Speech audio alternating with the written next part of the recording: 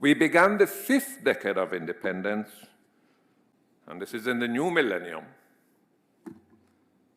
still picking up the pieces of our earlier setbacks, but we started to get things right, slowly but progressively.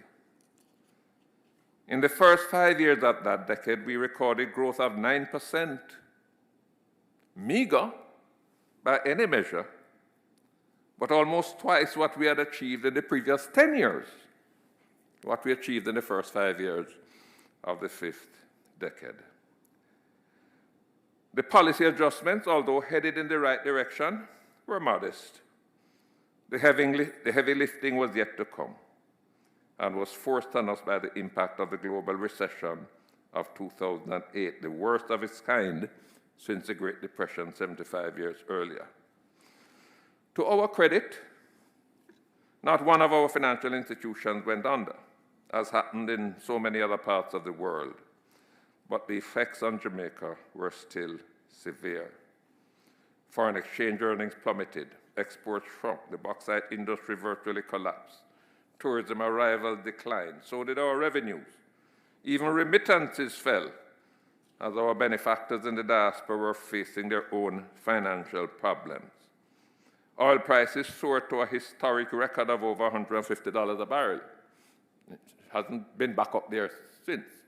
But I remember as Prime Minister sitting in Jamaica House when that news hit me. $150 a barrel. In order to keep the country going, the fiscal deficit that had plagued us for many years widened. We had to borrow excessively, and our public debt, which was already high, climbed to 148% of GDP.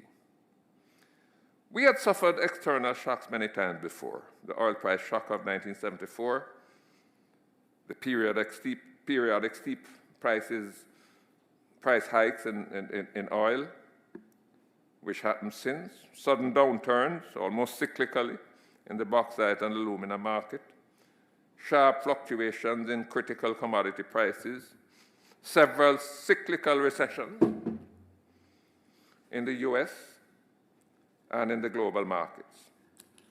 Ours is an open economy, extremely vulnerable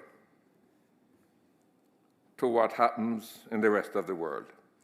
In addition, the economy was frequently disrupted by natural disasters, hurricanes, severe drought one year, and devastating floods the next. Healthy economies have the reserve capacity to withstand these shocks and quickly recover.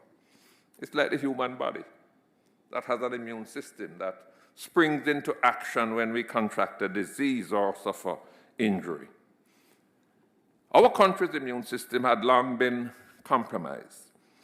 Our macroeconomic situation for a long time had not had the resilience to withstand these shocks, and their effects have persisted long after the events themselves.